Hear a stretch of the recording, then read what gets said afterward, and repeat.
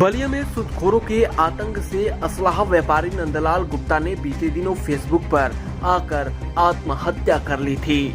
उनके परिजनों से मिलने पहुंचे समाजवादी पार्टी के अध्यक्ष अखिलेश यादव ने मुख्यमंत्री योगी आदित्यनाथ और डिप्टी सीएम पर सवाल उठाते हुए कहा कि इतने बड़े पीठ का मालिक हैं और उनकी सरकार में कोई सूदखोर कैसे किसी की जान ले सकता है, यह कैसा न्याय है। वहीं डिप्टी सीएम पर सवाल उठाते हुए अखिलेश यादव ने कहा कि केशव प्रसाद मौर्य जी पीड़ित परिवार से मिलने क्यों नहीं आए। ये दोनों डिप्टी सीएम मुख्यमंत्री के असिस्टेंट हैं, खुद जवाब नहीं देना चाहते योगी जी, इसलिए इनको आगे करते हैं। जो डिप्टी सीएम को इसलिए आगे करते हैं हमारे योगी मुख्यमंत्री जी क्योंकि वो जवाब नहीं देना चाहते जी। जो उन्होंने पहनावा है जो उनके ऊपर, क्या एक योगी की सरकार में सूदखोर किसी की जान ले लेगा? आप खुद कल्पना करिए जी। ये जो योगी सरकार है, खुद वो मठ के पीठाधीश मठ के सबसे बड़े पद पे बैठे हुए हैं, उनकी सरकार में सूदखोर जान ले रहा है, तो ये कहाँ का न्याय है? और जो डिप्टी सीएम को इसलिए आगे किया जाता है, लड़ाई बड़ी है, 5000 साल पुरानी है।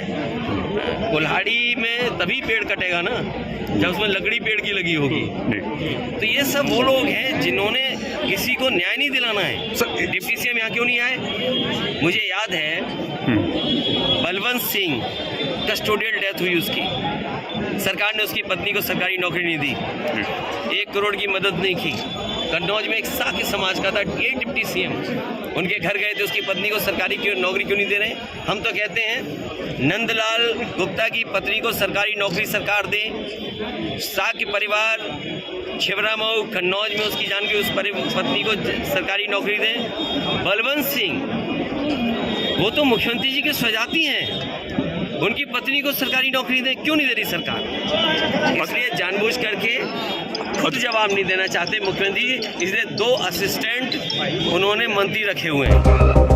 वहीं अखिलेश यादव ने आगे कहा कि सूदखोरों के आतंक से व्यापारी जब आत्महत्या करेगा और यह खबर इन्वेस्टर मीट में चली गई तो उत्तर प्रदेश में कोई व्यापारी निवेश नहीं करेगा।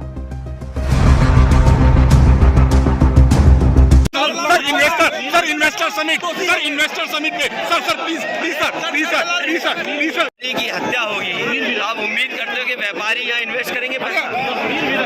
सपा अध्यक्ष अखिलेश यादव यही नहीं रुके, ओम प्रकाश राजभर के बहराइच और गाजीपुर का नाम बदलने को लेकर कहा कि ओम प्रकाश राजभर गाना गाते थे, चल सन्यासी मंदिर में, उसी की दूसरी लाइन पढ़ लेते, वही आजकल बीजेपी के संग बजा रहे हैं।